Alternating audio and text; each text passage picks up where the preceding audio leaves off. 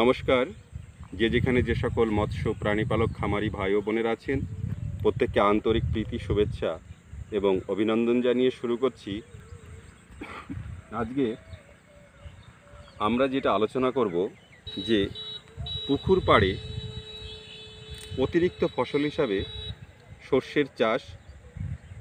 কারণ অনেকেই চিন্তায় থাকেন বা অনেকে করেও ফেলেন যে পুকুর পাড়ে ফলের গাছ লাগান বা বড় বড় গাছ লাগান।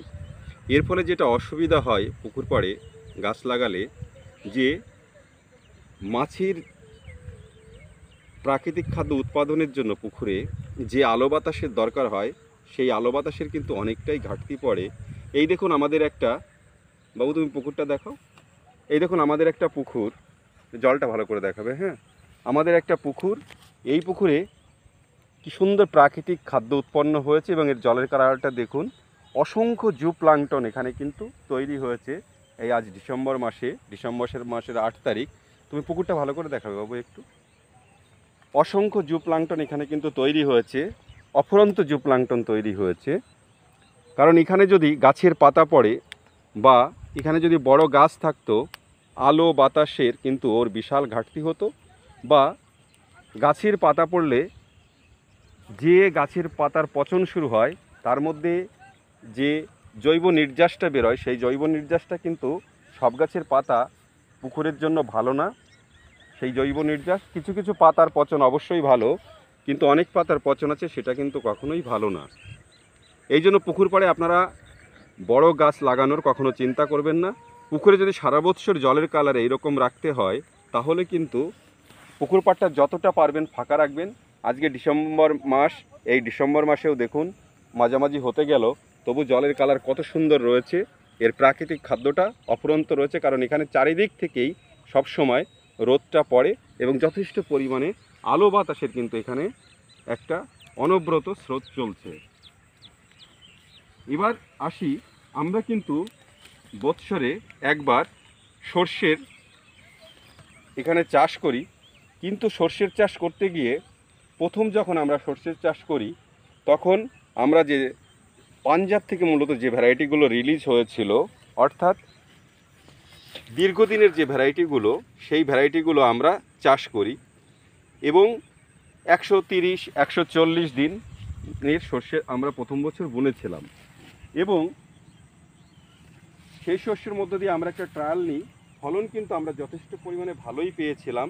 কিন্তু আমাদের যেটা অসুবিধা হচ্ছিল, যে সর্ষে চাষ করতে গিয়ে যে এতদিন যদি সর্ষেটা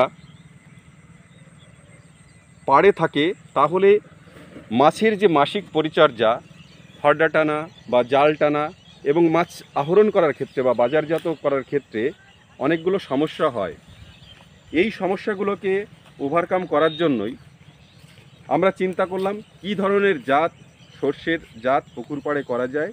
এবং সেখানে আমাদের যে রিসার্চ স্টেশন বহরমপুরে ডাল ও তৈলবীজ গবেষণা কেন্দ্র, এদিকে সব ডাল ও তৈলবীজ গবেষণা কেন্দ্র, এই ডাল ও তৈলবীজ গবেষণা কেন্দ্রে একটি উদ্ভাবিত জাত, এবং এইটাই হচ্ছে সবচেয়ে কম দিনের জাত, যেগুলো মোটামুটি হাই ইল্ডিং এবং এর অয়েল যে কন্টেন্ট সেটাও কিন্তু নট ব্যাড। এই জন্য এই জাতটা 70 দিনের ডিউরেশন, অর্থাৎ বোনার থেকে আপনি এটাকে হারভেস্ট কাটতে পারবেন 70 দিনের মধ্যে। 70 দিনের মধ্যে কিন্তু আপনি এটাকে কাটতে পারবেন। আর কিন্তু 1 মাস পরে, এটা প্রায় 35 থেকে 40 দিন হয়েছে, আর 1 মাস পর কিন্তু এটা কাটা হবে। এবং এই গাছের যেটা হাইট, সেটা কিন্তু খুব বেশি নয়, এটা কিন্তু খুব কম হাইট। এই কম হাইট হওয়ার ফলে বা একটু যদি ফাঁকা ফাঁকা গাছ রাখা যায়, তাহলে কিন্তু পুকুর পাড়ের ইন্টার কালচারে কোনো অসুবিধা হয় না। অর্থাৎ পুকুরের জাল টানা, হরডা টানা বা অন্য কাজগুলোতে কিন্তু খুব একটা অসুবিধা হয় না। এর সঙ্গে আমরা আর একটা হাই ইল্ডিং ভ্যারাইটি, সেটা আরও 20 ডেজ বেশি, আমরা চাইছি ওইটাকে পুকুর পাড়ের অপোজিট সাইড, যে সাইডটা সাধারণত খুব একটা আমাদের জাল টানতে বা হরডা টানতে খুব একটা অসুবিধা হয় না, বা চুন বা লবণ প্রয়োগ করার ক্ষেত্রে আমাদের কিছু কিছু যে সমস্যাগুলো হয়, এবং বড় সর্ষে বা হাই ইল্ডিং মানে একটু টল হাইট যেগুলো, সেই টল হাইটগুলো চাষ করতে গেলে যে সমস্যাগুলো হয় সেটা কিন্তু এই যে শর্ট ডিউরেশন এবং শর্ট হাইট, এতে কিন্তু কোনো প্রবলেম হয় না। আর একটা ভ্যারাইটি আমরা সেটা হচ্ছে B9 সেই ভ্যারাইটিটাও আমরা করছি আরেকটা পুকুর পাড়ে। সেটা কিন্তু এর থেকে 20 ডেজ, কিন্তু সেটা খুব ভালো ইল্ড এবং এর অয়েল যে কন্টেন্ট সেটা কিন্তু অনেক বেশি, ওর অয়েল কন্টেন্ট। B9টা আমরা দেখাবো অন্য একটা ভিডিওতে, এবং সেটার হচ্ছে যে গ্রোথ এবং ইল্ড পারফরমেন্স পুকুর পাড়ে দুর্দান্ত। তবে এই B54 যেটা, এটাও কিন্তু খুব ভালো সর্ষে এবং কম দিনের মধ্যে খুব কম সময়ে কিন্তু আপনারা একটা ফসল ঘরে তুলতেই পারেন।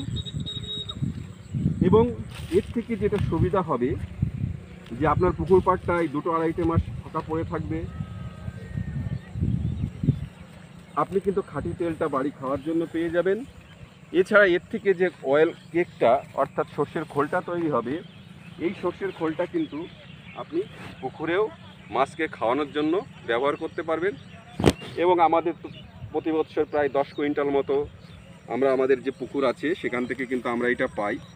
তবে এই চাষ করতে গেলে পুকুর পাড়ে সেটা আপনাকে যেটা করতে হবে, এর জন্য কিন্তু অতিরিক্ত কোনো